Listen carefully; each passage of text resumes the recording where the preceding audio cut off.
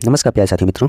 आज साथियों 2 फरवरी है। आज के कुछ इंपॉर्टेंट अपडेट देखेंगे जो प्रतियोगी छात्राओं के लिए साथियों उपयोगी होगा। साथियों पहला साथियों कल जैसा जूनियर असिस्टेंट का पेपर है उसी से रिलेटेड है। 33 केंद्रों पर कनिष्ठ सहायक भर्ती परीक्षा जिसमें उपस्थिति रही 64% है। 64% इसमें साथियों प्रेजेंटिंग रही जी। अगर बात करें साथियों की गोरखपुर जिले की बात करें तो इसमें 33 परीक्षा केंद्रों पर रविवार को कनिष्ठ सहायक यानी जूनियर असिस्टेंट मुख्य परीक्षा शांतिपूर्वक ढंग से संपन्न हो गई।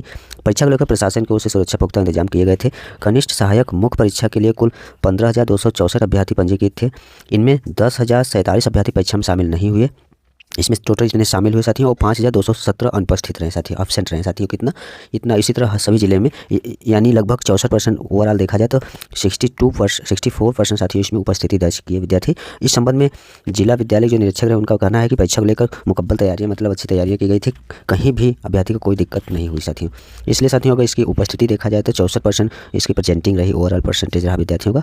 ये रहा साथियों कनिष्ठ सहायक भर्ती परीक्षा से संबंधित। नेक्स्ट अपडेट है साथियों जेईई मेन अप्रैल सत्र के लिए आवेदन शुरू हो गया है। अंतिम तिथि इसका 25 फरवरी तक रहेगा। जेईई मेन के दूसरे सेशन अप्रैल सत्र के लिए आवेदन प्रक्रिया 1 फरवरी से शुरू हो गई है। नेशनल टेस्टिंग एजेंसी यानी एनटीए की ओर से इसकी घोषणा भी कर दी गई है। इससे पूर्व जनवरी जेईई मेन का सेशन 21 से 29 जनवरी के बीच हुआ था, जिसमें करीब 14 लाख अभ्यर्थी शामिल हुए। और एनटीए द्वारा जारी की गई सूचना के अनुसार जेईई मेन सेशन 2 की आवेदन प्रक्रिया 1 फरवरी से प्रारंभ हो गई है। आवेदन की अंतिम तिथि 25 फरवरी रखा गया है। अप्रैल सेशन के आवेदन के लिए सभी अभ्यर्थी अब इसमें अपना आवेदन कर पाए जिन्होंने पूर्व में जेईई मेन परीक्षा दी हुई है। जनवरी सेशन की परीक्षा दे चुके अभ्यर्थी अपने रजिस्टर्ड एप्लीकेशन नंबर या पासवर्ड से लॉगिन कर सकेंगे। इन अभ्यर्थियों को course question paper media exam सहज चुनने होंगे और फीस का भी भुगतान करने होंगे। ऐसे अभ्यर्थी जिन्होंने पूर्व में जेईई मेन की परीक्षा नहीं दी है उन्हें न्यू रजिस्ट्रेशन कैंडिडेट पोर्टल पर जाकर आवेदन करना होगा। ऐसे में दोनों इस सेशन मिलाकर इस साल सर्वाधिक करीब 16 लाख अभ्यर्थी इसमें शामिल हो सकते हैं। जेईई मेन का रिजल्ट 12 फरवरी को, सेशन 1 का अगर प्रोविजनल आंसर की एक रिकॉर्डेड रिस्पॉन्स 4 से 5 फरवरी को जारी होगा। और एनटीए द्वारा जारी की गई एक अन्य सूचना के अनुसार जेईई मेन सेशन 1 के अभ्यर्थियों का रिकॉर्डेड रिस्पॉन्स क्वेश्चंस पेपर एवं प्रोविजनल आंसर की 4 व 5 फरवरी को जारी किए जाएंगे। विद्यार्थियों को प्रोविजनल आंसर को भी चैलेंज करने के लिए इन्हीं 2 दिनों का भी समय दिया जाएगा। 2 दिन बाद ये सभी वेबसाइट से हटा दिए जाएंगे। ये रहा साथियों जेईई मेन से संबंधित अपडेट। नेक्स्ट अपडेट है ये साथियों जुड़ा है पीसीएस भर्ती से संबंधित है, यूपीपीएससी आयोग से रिलेटेड है साथियों। आयोग के वर्ष 2027 के कैलेंडर में व्यवस्थित हो सकता है भर्तियों का जो कार्यक्रम है वो व्यवस्थित रूप से साथियों 2027 बता रहे हैं। पीसीएस भर्ती को 2027 से पटरी पर लाने की तैयारी कर रहे हैं। उत्तर प्रदेश लोक सेवा आयोग अर्थात साथियों यूपीपीएससी ने पीसीएस भर्ती प्रक्रिया को फिर से समयबद्ध और नियमित करने की दिशा में ठोस तैयारी भी शुरू कर दी है। आयोग की ओर से जारी जो 81 दिनों के भर्ती कैलेंडर में यानी जो वार्षिक कैलेंडर जारी किया गया है उसमें भी तैयारियों को साफ यानी स्पष्ट दिख रहा है कि पीसीएस 2026 की प्रारंभिक परीक्षा साथियों एकदम लास्ट में ले गए हैं यानी 6 दिसंबर 2026 को इन्होंने तिथि निर्धारित की है। ऐसे में इस वर्ष जो सत्र सामान्य स्थिति में नहीं रहेगा। हालांकि आयोग का दूरगामी उद्देश्य यही है कि वर्ष 2027 से पीसीएस भर्ती सत्र पूरी तरह पटरी पर लौट आए, ये साथियों आयोग का प्रयास रहेगा और अभ्यर्थियों को लंबे इंतजार और अनिश्चितता से राहत मिल सके। प्यारे साथियों जैसे आप लोग पता है यूपीएससी प्रति वर्ष साथियों टाइम टू टाइम साथियों प्री मेंस और इंटरव्यू निर्धारित डेट पर ही साथियों कंडक्ट करा लेता है। इसी प्रकार सभी स्टेट पीसीएस को ऐसा ही कराना चाहिए, लेकिन ऐसा कराने में सभी आयोग लगभग असफल ही रहते हैं, कुछ ही आयोग को छोड़ दिया जाए तो।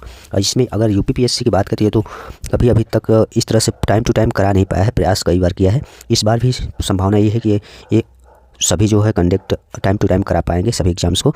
पीसीएस 2024 की अगर प्रारंभिक परीक्षा और मुख्य परीक्षाओं की बात, मुख्य परीक्षाएं पूरी हो चुकी है, लेकिन अभी तक इसके जो परीक्षा का इंतजार किया जा रहा है, जो रिजल्ट का अभी तक इंतजार कर रहे हैं विद्यार्थी, इसकी बड़ी वजह यही बताया जा रहा है कि इसमें आरओआर 2023 की जो गड़बड़ियाँ हुई थी उसको लेकर आरओआर 2023 प्रारंभिक परीक्षा में गड़बड़ी के कारण आयोग को कई महत्वपूर्ण परीक्षाएं भी इसमें स्थगित करनी पड़ी थी, जिसमें पीसीएस 2024 की प्रारंभिक परीक्षा भी इसी कारण टल गई थी, जिससे बाद में 22 दिसंबर 2024 को आयोजित किया गया था। प्यारे साथियों आरओआर 2023 को लेकर बड़े लेवल पर साथियों प्रोटेस्ट किया गया था, जिसको लेकर फिर से री एग्जाम हुआ था, जिसका साथियों आज से इसका मेंस आज से स्टार्ट है, 2 और 3 फरवरी है। इसमें क्या है 22 दिसंबर 2024 को आयोजित किया गया।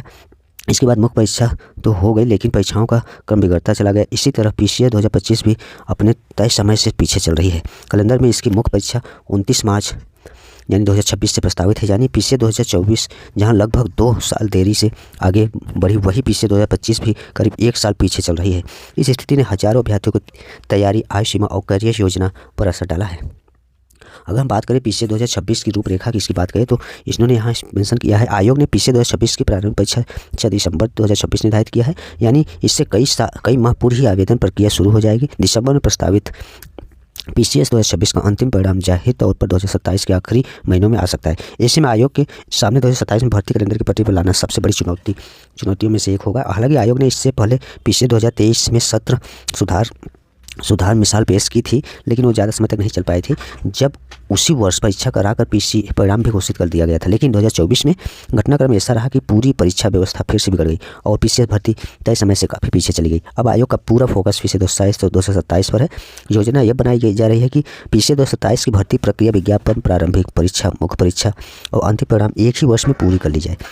यदि यह लक्ष्य हासिल होता है तो PCS भर्ती दोबारा नियमित सत्र में आ जाएगी। प्यारे साथियों, ये रहा साथियों UPPSC यानी उत्तर प्रदेश लोक सेवा आयोग से संबंधित महत्वपूर्ण अपडेट। प्यारे साथियों, ये रहा प्यारे साथियों आज के कुछ महत्वपूर्ण अपडेट। धन्यवाद।